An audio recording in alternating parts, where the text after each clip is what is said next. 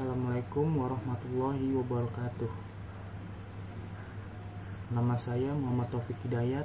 Saya dari kelompok 5. Saya ingin membahas tentang turbin Pelton.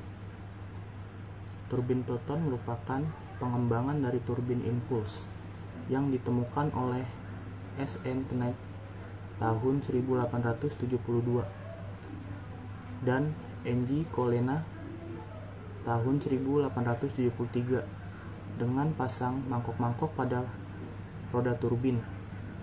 Setelah itu, turbin impuls dikembangkan oleh orang Amerika Lester G. Pelton pada tahun 1880 yang melakukan perbaikan dengan penerapan mangkok ganda simetris.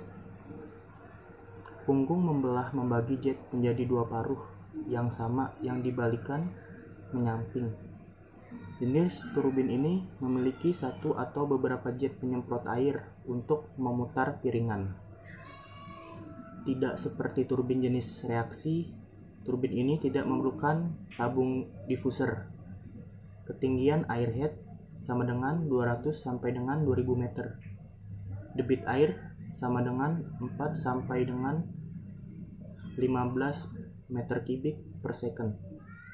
Turbin Pelton digolongkan ke dalam jenis turbin impuls atau tekanan sama karena selama mengalir di sepanjang sudut-sudut turbin tidak terjadi penurunan tekanan, sedangkan perubahan seluruhnya terjadi pada bagian pengarah pancaran atau nozzle. Energi yang masuk ke roda jalan dalam bentuk energi kinetik. Turbin Pelton yang bekerja dengan prinsip impuls, semua energi, tinggi, dan tekanan ketika masuk ke mangkok jalan turbin dirubah menjadi energi kecepatan. Pancaran air tersebut yang akan menjadi gaya tangensial F yang bekerja pada mangkok roda jalan. Turbin Pelton beroperasi pada tinggi jatuh yang besar. Tinggi air jatuh dihitung mulai dari permukaan atas sampai tengah pancaran air. Bentuk mangkok terbelah menjadi dua bagian yang simetris. Dengan maksud adalah agar dapat mengembalikan pancaran air dengan baik dan membebaskan mangkok dari gaya-gaya samping. Dalam perancangan turbin Pelton telah ada suatu ketentuan yang mengatur dari desain atau rancangan turbin Pelton secara baku. Intinya, kita tinggal menggunakan beberapa parameter utama untuk menghasilkan dimensi lain turbin. Jenis ini biasanya digunakan untuk menghasilkan listrik berkapasitas besar pada pusat tenaga air tekanan tinggi. Turbin Pelton dilengkapi dengan 4 sampai dengan 6 nozzle. Sekian dari saya. Kurang lebihnya mohon maaf. Billahi taufiq wal hidayah. Wassalamualaikum warahmatullahi wabarakatuh. Assalamualaikum warahmatullahi wabarakatuh. Perkenalkan, nama saya Muhammad Fajri. Saya dari kelompok 5. Saya melanjutkan presentasi dari teman saya yaitu Taufik Hidayat, di mana kami sedang membahas mengenai energi, yaitu energi air. Di sini saya dan Topik menerangkan energi turbin, yaitu turbin Pelton. Melanjutkan presentasi dari Topik, langsung di sini saya akan menerangkan beberapa komponen-komponen bagian-bagian dari turbin Pelton itu.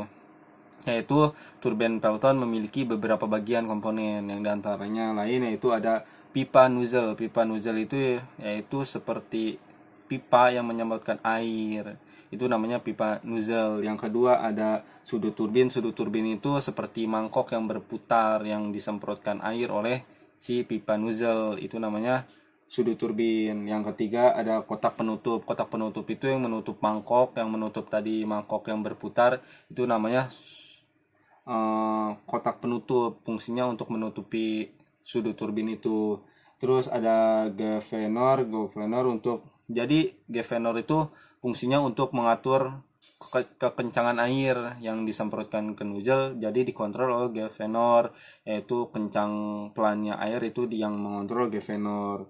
Terus di sini ada ritgi. Ritgi adalah yang membagi air. Ritgi itu tugasnya membagi air ke arah kiri kah, kanan kah, atas kah, bawah kah, itu tergantung dengan kebutuhan si turbinnya itu sendiri. Dan selanjutnya ada defektor. Defektor adalah membelokkan pancaran air. Jadi yang tugasnya membelokkan air, misalnya kurang ke sini, kurang ke sana, itu tugas dari defektor. Yang ketujuh ada rumah turbin. Rumah turbinnya itu rumah dari keseluruhan. Jadi komponen-komponen itu ditutupi oleh rumah turbin. Itulah rumah turbin. Yang menutupi mesin, yang menutupi sudut turbin, itu rumah turbin. Yang pasti turbin Pelton ini memiliki kekurangan dan kelebihannya, di antaranya lain. Di sini kita akan membahas kelebihannya terlebih dahulu. Kelebihannya adalah daya yang dihasilkan lebih besar. Jadi daya ini lebih besar dihasilkannya. Terus konstruksi yang sederhana, konstruksinya bisa lebih sederhana. Dan mudah dalam perawatan dan teknologi yang sederhana, mudah diterapkan di daerah-daerah. Terus dari kelebihannya tadi pasti dong memiliki kekurangannya. Di sini kekurangannya yaitu karena aliran yang berasal dari atas, maka biasanya reservoir di air di bagian bendungan air, sehingga memerlukan inventasi yang lebih banyak. Jadi memerlukan air mungkin yang lebih banyak, itu sih. Terus turbin Pelton ini merupakan turbin influx yang memiliki prinsip kerja mengubah energi potensial air menjadi energi kinetik dalam berbentukan pancaran air. Terus di sini adapun cara kerjanya. Jadi turbin Pelton ini adalah tahap pertama dalam melakukan. Terus pertama kita harus menghidupkan sakral, yaitu sakral ibaratnya sakral menghidupkan mesinnya lah. Terus yang kedua lalu menghidupkan pompa. Pompa menghisap air dari bak, dari atas ibaratnya dari penampungan air, lalu mengalirkan air menuju nozzle untuk menyemprotkan air. Tapi sebelum disampaikan nozzle itu ada yang namanya tadi untuk mengatur kencang kecilnya air yang akan disemprotkan pada sudu yang berputar, piring yang berputar. Jadi dari motor menyemprotkan air ke nozzle dan diatur kecepatannya, lalu menyemprotkan pada sudu itu tuh, sudu mesinnya yang bulat. Terus di sini dan dari nozzle disemprotkan ke sudut turbin yang menyebabkan turbin serta as turbin berputar. Jadi kan disemprotin air lalu dia berputar, sehingga kita bisa mengukur turbin, dan air yang disemprotkan oleh nozzle ke sudu itu jatuh kembali. Setelah disemprotkan pada sudu oleh nozzle, air itu akan kembali lagi kepada bawahnya, yang itu bawahnya sudah disediakan bak. Jadi air itu tidak akan terbuang, jadi akan kembali lagi ke bak. Mungkin itu saja sih penjelasan dari saya. Mohon maaf jika ada kekurangannya. Mohon maaf. Wabillahi taufiq wal hidayah. Wassalamualaikum warahmatullahi wabarakatuh. Assalamualaikum warahmatullahi wabarakatuh. Saya dari kelompok 5 ingin menjelaskan materi yang kedua, yaitu biomasa. Biomasa terdapat dua jenis energi yang dikenal dalam kehidupan manusia, yaitu energi tidak terbarukan dan terbarukan. Energi tidak terbarukan adalah energi yang tidak dapat digunakan secara berulang dan akan habis pada waktu tertentu. Contohnya minyak bumi. Sedangkan energi terbarukan adalah sumber energi yang dapat diperbarui kembali dan dapat digunakan secara berulang. Salah satunya adalah biomasa, yaitu energi yang diperoleh dari bahan-bahan alami. Penjelasan biomasa. Energi biomasa dikenal juga dengan istilah biofuel. Energi ini merupakan sumber energi terbarukan yang berasal dari bahan-bahan biologis seperti tanaman, pertanian, perkebunan, dan limbah industri, serta rumah tangga yang bersifat organik. Contoh energi biomasa paling sederhana dan telah digunakan sejak dulu adalah kayu. Pembakaran kayu akan menghasilkan energi panas dan uap. Selain itu, energi ini juga dapat diperoleh dari bahan hewan, bakteri, dan tumbuhan. Selain itu, contoh rangkaian biomasa adalah tumbuhan melalui proses fotosintesis akan menghasilkan makanan dengan adanya sinar matahari.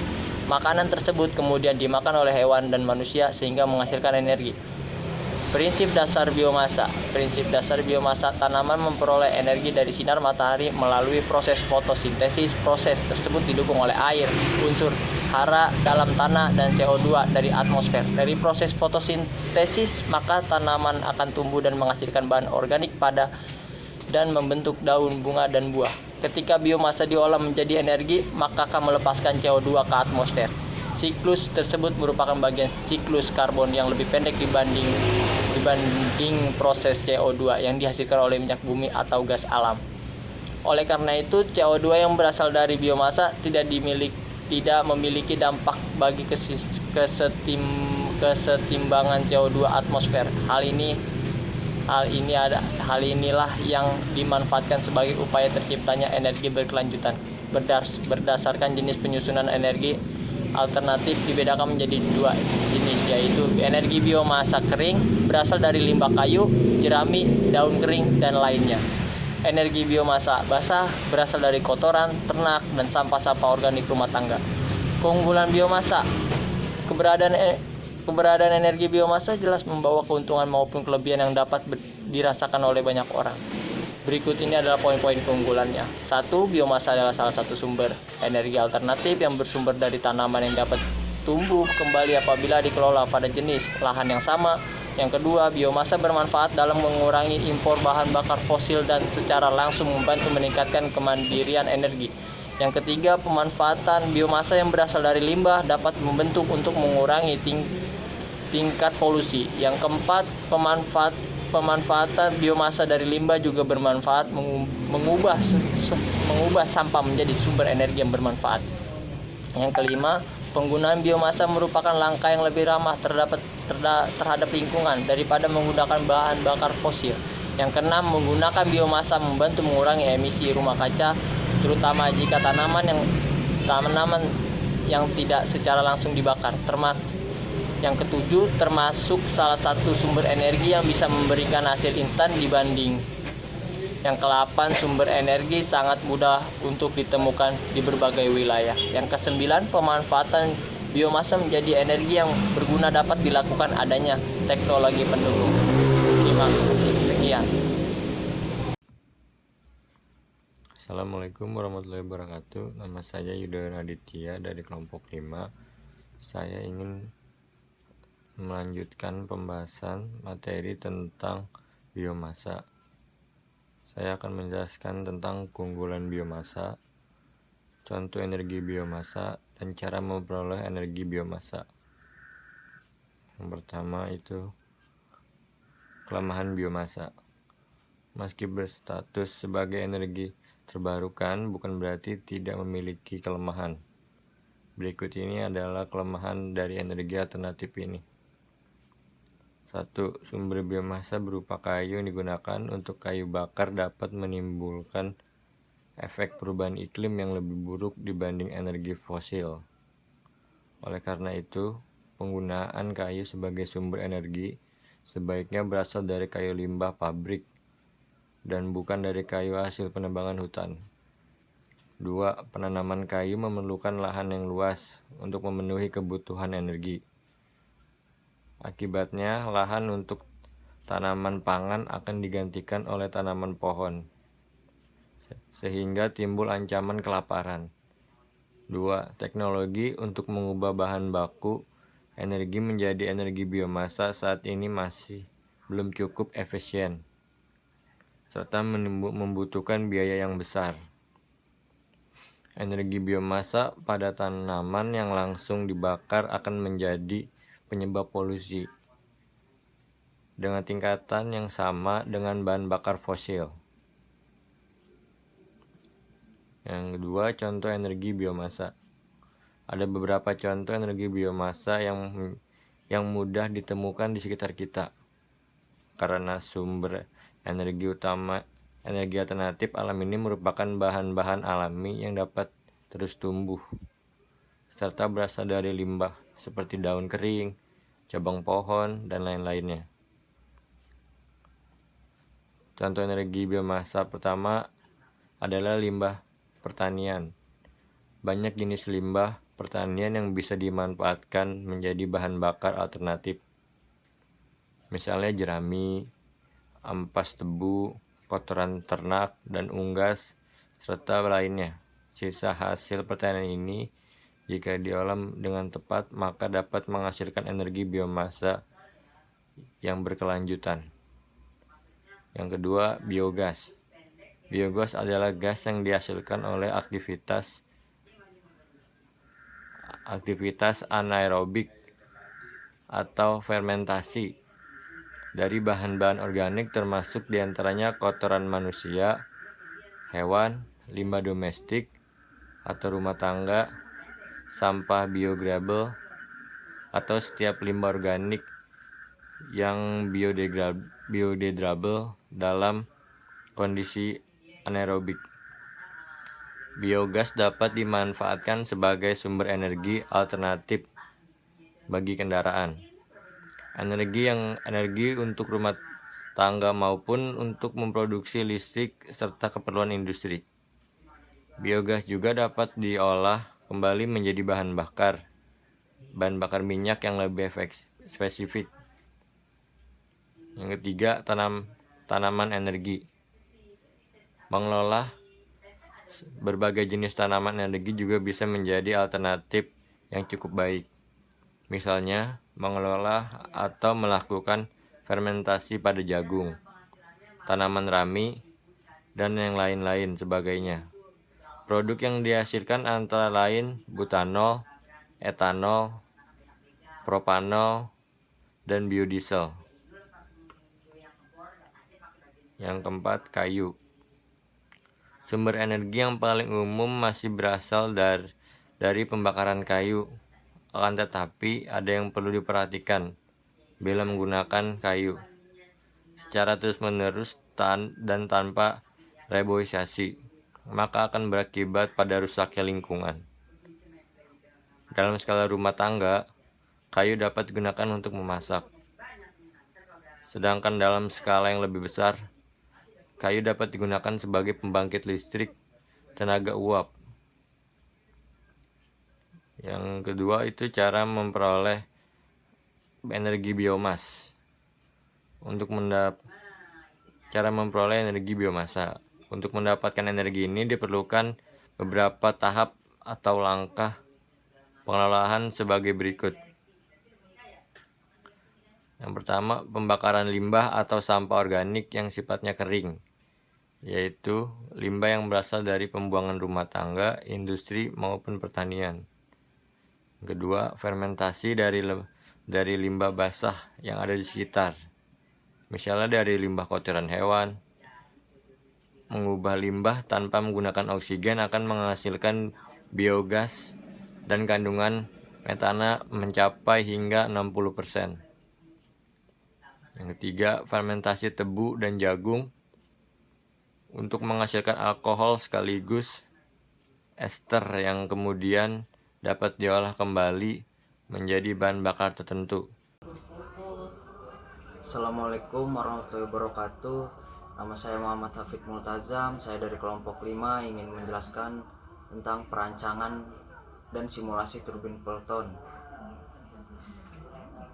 Tenaga potensial yang terkandung dalam air adalah dari tinggi jatuh air atau energi potensial air sudah banyak dimanfaatkan masyarakat secara luas dan digunakan untuk membangkit listrik. Turbin memiliki komponen-komponen utama yang harus tahan dari air dan korosi. Tahan dari proses kerja turbin itu sendiri dalam menghasilkan tenaga listrik sesuai daya rencana output generator yang dikeluarkan. Hasil dan pembahasan konsep desain. Konsep ini di sini dimaksud desain yang akan mendasari logika, pemikiran serta penalaran untuk bagaimana desain turbin Pelton dengan perancangan dan perhitungan. Perancangan turbin Pelton yang dibuat ini diharapkan bisa mendapatkan rancangan yang sesuai dengan daya rancang yang dikeluarkan oleh generator sebesar 20.000 watt dengan head jalur air 12 meter. Konsep desain dapat dilihat pada gambar di bawah ini. Ada gambarnya di bawah. Kecepatan panca air dari menggunakan software Outdesk atau CFD. Konsep terpilih cenderung pada konsep kedua. Turbin Pelton dengan satu nozzle lebih cocok diaplikasikan di pedesaan dan perlu dilakukan proses simulasi untuk mengetahui kecepatan panca air dengan menggunakan software Autodesk CFD. Penjelasan komponen-komponen turbin Pelton. Pipa pesat memiliki fungsi untuk mengalirkan air dari head yang ditentukan ke nozzle. Selanjutnya, nozzle adalah bagian penting dari turbin yang berfungsi menambahkan air ke sudu turbin. Sudu turbin terbentuk mangkuk yang dipasang di sekelilingi roda jalan atau runner, dan generator berfungsi sebagai alat untuk merubah energi mekanik menjadi energi kinetik. Perhitungan dan perancangan. Pada proses perancangan turbin Pelton dibutuhkan perhitungan perancangan untuk mendapatkan desain yang sesuai dengan rencana. Proses perhitungan dan perencanaan turbin meliputi perhitungan daya, perhitungan debit air, perancangan nozzle, perancangan runner, perancangan pipa pesat, dan perhitungan poros. Perhitungan daya. Perencanaan perhitungan daya bertujuan untuk menentukan seberapa besar daya turbin dan daya generator. Perhitungan daya turbin dapat menggunakan rumus persamaan 1 sebagai berikut. Perhitungan daya keluar turbin didapat dari hasil dibagi daya generator dibagi dengan efisien generator N, di mana dalam spesifikasi generator terdapat nilai efisien sebesar 0,8. Perhitungkan debit air dilakukan berdasarkan parameter sebagai berikut. Daya turbin 25.000 watt, head 12 meter, dan gravitasi 9,81 dapat dihitung dengan persamaan 2. Debit air Q dapat dicari dengan persamaan rumus di atas, di mana daya air dibagi dengan gravitasi bumi G sama dengan 9,81, dan head jatuh air H sama dengan 12 meter.